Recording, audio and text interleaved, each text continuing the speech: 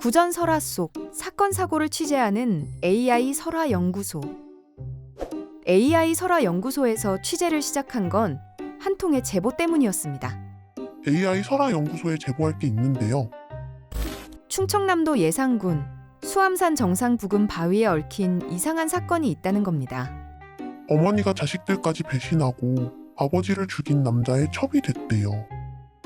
도대체 이곳에서 무슨 일이 있었던 건지 설화 속으로 한번 들어가 봐야겠습니다.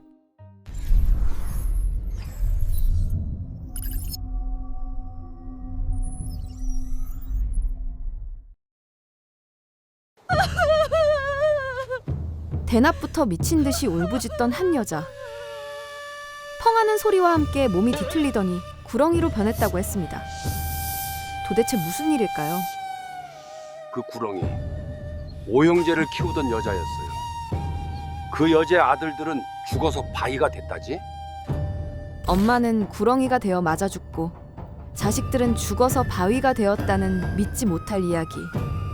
그게 다 엄마가 지 자식들 버리고 배신해서 그렇게 된 거예요. 그게 사람이 할 짓인가요?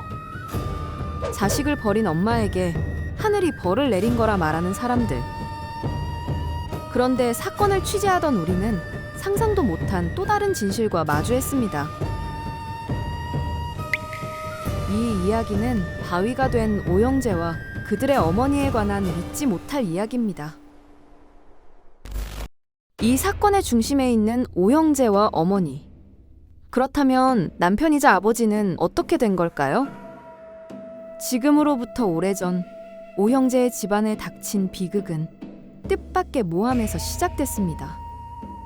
충직하게 나란 일을 하던 오형제의 아버지는 간신의 모략에 의해 역적으로 몰리고 말았다는데요. 집으로 들어닥친 병졸들에게 붙잡혀간 오형제의 아버지. 억울함을 주장했지만 끝내 처형을 당하고 말았습니다. 아버지의 죽음으로 하루아침에 풍비박산이 난 집안. 남은 건 슬픔에 잠긴 어머니와 어린 오형제뿐이었습니다. 남편이 그렇게 억울하게 죽고 나니까 그 집 마님이 이를 갈면서 말했대요. 반드시 원수를 갚겠다고. 그로부터 얼마 후 오형제의 어머니는 남편의 복수를 다짐하며 집을 떠났다고 합니다. 졸지에 부모 없는 신세가 되어버린 어린 오형제. 그들에게 남겨진 건 어머니의 빈자리와 역적의 자식이라는 낙인뿐이었는데요. 너희 어머니 어디 계시느냐? 그런 오형제에게 어머니의 행방까지 캐묻기 시작한 상황. 여차하면 자신들의 목숨까지 위태롭게 되자 첫째 아들은 중대한 결심을 하게 됩니다. 그날 밤 첫째 아들은 형제들과 맹세했다고 합니다. 일단 흩어져 몸을 숨기고 10년 후 다시 만나기로 말이죠. 만약 그때 서로 살아남아 있다면 이 집으로 돌아와 아버지의 원한을 갚기로 약속한 겁니다. 억울하게 죽은 아버지의 복수를 하려면 어떻게든 살아 있어야 한다고 생각했던 거죠. 오형제의 복수는 과연 성공할 수 있을까요? 한편 그들의 어머니는 어떻게 되었을까요? 그 후로 오랜 세월이 흘렀습니다. 깊은 산 속에 숨어 지내던 첫째 아들은 어느덧 장성의 청년이 되었는데요. 집을 떠났던 어머니의 소식은 끝내 들려오지 않았지만 오로지 다른 형제들과의 재회, 그리고 아버지의 복수라는 약속 하나만을 생각하며 버텼다고 합니다.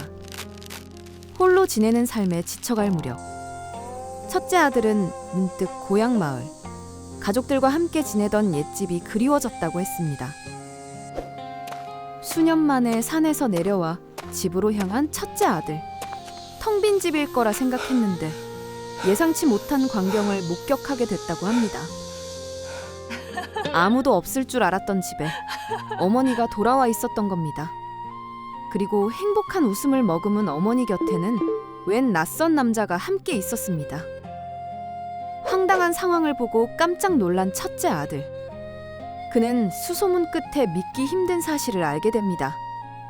원수를 갚겠다던 어머니가 오히려 그 원수의 여인이 되어 있었던 겁니다. 아들이 얼마나 놀랐겠어요? 어머니가 오히려 원수의 첩이 됐으니. 근데 그럴 만도 한 게 그 간신이 아주 잘생겼대요. 생긴 건 총각인데 진짜 나이는 60이 넘는다던데? 어머니의 충격적인 배신, 그리고 원수에 대한 이상한 소문까지. 도저히 받아들일 수 없는 현실에 첫째 아들은 분노가 치밀어 올랐다고 합니다. 복수는커녕 원수의 첩이 된 어머니. 무슨 일이 있었는지는 몰라도 그 배신이 운명을 바꿔놓게 됩니다. 배신감과 분노를 억누르지 못한 첫째 아들은 약속보다 이른 시기에 아우들을 불러 모았다고 합니다. 전국 팔도에 흩어져 지내던 형제들은 맏형의 편지를 받고 복수의 결의를 다졌습니다. 그로부터 며칠 후 다시 모인 오영재는 원수가 살고 있는 고향집으로 쳐들어갔다는데요. 갑자기 나타난 오영재를 보고 깜짝 놀란 원수와 어머니. 어떤 대응도 하지 못한 채 원수는 첫째 아들의 칼에 목이 달아나고 말았습니다. 결국 복수에 성공한 오영재. 하지만 어머니는 차마 해치지 못했다고 합니다. 자신들을 버리고 배신했더라도 어머니였기 때문이죠.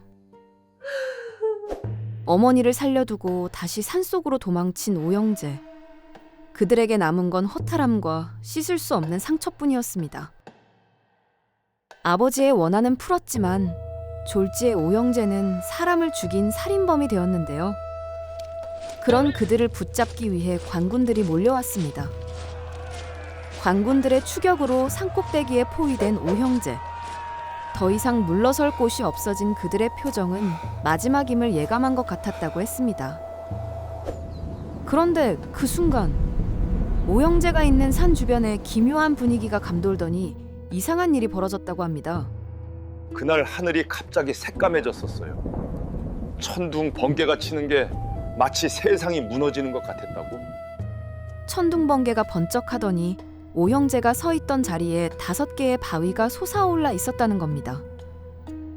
놀랍게도 오형제가 바위로 변한 것이었습니다.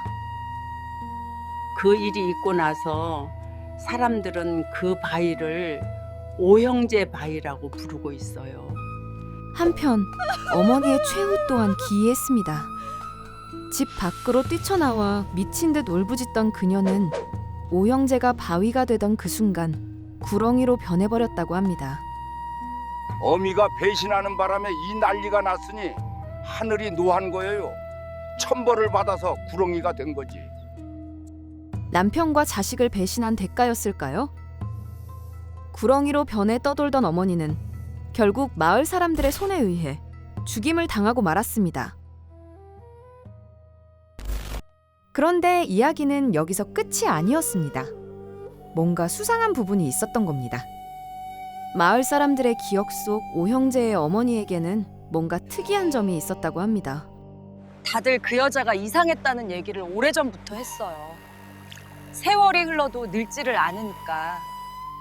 구렁이가 됐던 그때 오형제 어머니의 나이는 40이 넘은 상태였다는데요. 그런데도 전혀 늙지 않고 20대의 젊은 얼굴을 유지하고 있었던 겁니다. 세월이 지나도 늙지 않았다는 여자. 그녀의 얼굴은 아름다웠지만 어딘가 섬뜩했다는데요. 이상한 점은 또 있었습니다. 살아생전 오형제의 어머니가 밤마다 어디론가 사라지곤 했다는 겁니다. 어둑한 밤이면 마을을 벗어나 산속으로 향하던 오형제의 어머니. 그런 그녀를 목격한 이가 한둘이 아니었습니다.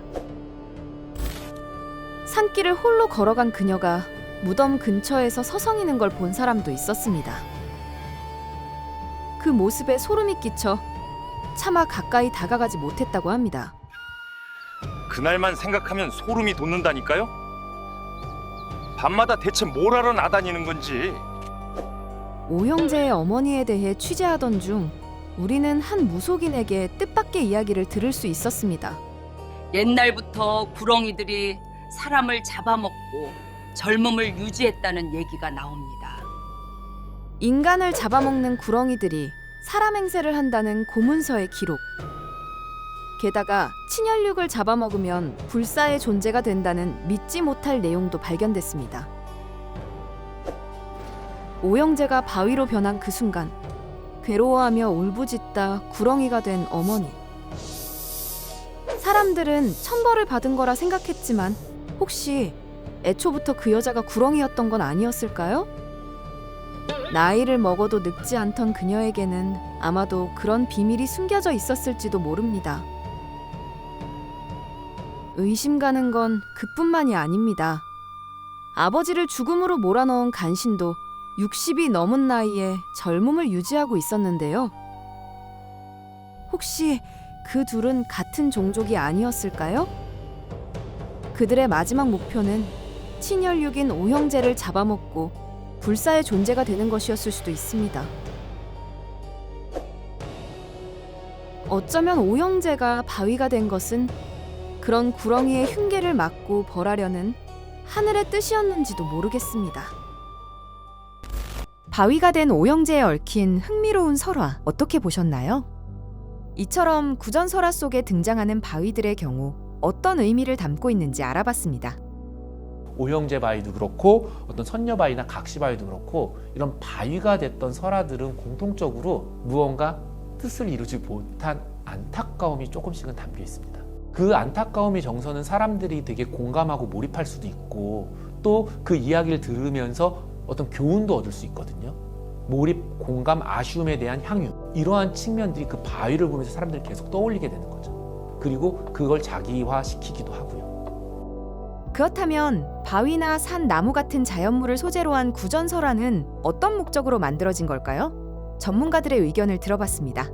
자기 주변을 둘러싼 환경에 대한 이해, 이런 것들이 가장 강하게 작용을 했을 것 같아요. 옛날에는 뭐 지금처럼 비행기라던가 자동차라던가 이런 교통수단이 없으니까 자기가 살아내야 될 생활권이 정말 좁았거든요. 한 마을이라던가 아니면 이웃 마을, 그럼 그게 자기가 살면서 태어나서 죽을 때까지 처하는 환경이란 말이죠. 그런 환경에서 빚어지는 독특한 큰 산, 모양이 특이한 바위, 이런 것들을 이해하고 기억하는 하나의 방식이었을 수 있고요. 거기에 이런 다채로운 이야기들이 엮어서 들어가는 건 아무래도 사람의 다양한 삶의 방식에 대한 이야기들, 그게 주는 가치, 교훈, 뭐 이런 것들을 공유하고 이야기하기 위한 게 아니었을까. 자기 지역에 있는 사물이 갖고 있는 것에 대한 어떤 자부심, 그 사물에 대한 기념하기 위한 뜻, 이런 마음도 작용한다고 봅니다. 어떤 신앙적인 요인도 있을 수 있다고 봐요. 자연물에는 특이성이 있거든요. 특이한 바위는 의뢰의 민간 신앙이 결부되기 마련입니다. 용바위가 있다, 아들 낳게 해달라고 치성하는 대상이 되거든요. 그러다 보니까 신성성이 높아지는 거예요. 신성성이 높아지니까 경외심이 생기고, 경외심을 합리적으로 설명하다 보니까 이제 신성한 전설이 생기는 거죠. 한 가족에게 얽힌 기이하고 비극적인 사연. 오형제의 어머니는 천벌을 받았던 걸까요? 아니면 정말 인간을 잡아먹는 구렁이였을까요? 미스테리한 비밀을 간직한 채 오형제 바위는 지금도 그 자리를 굳게 지키고 있습니다.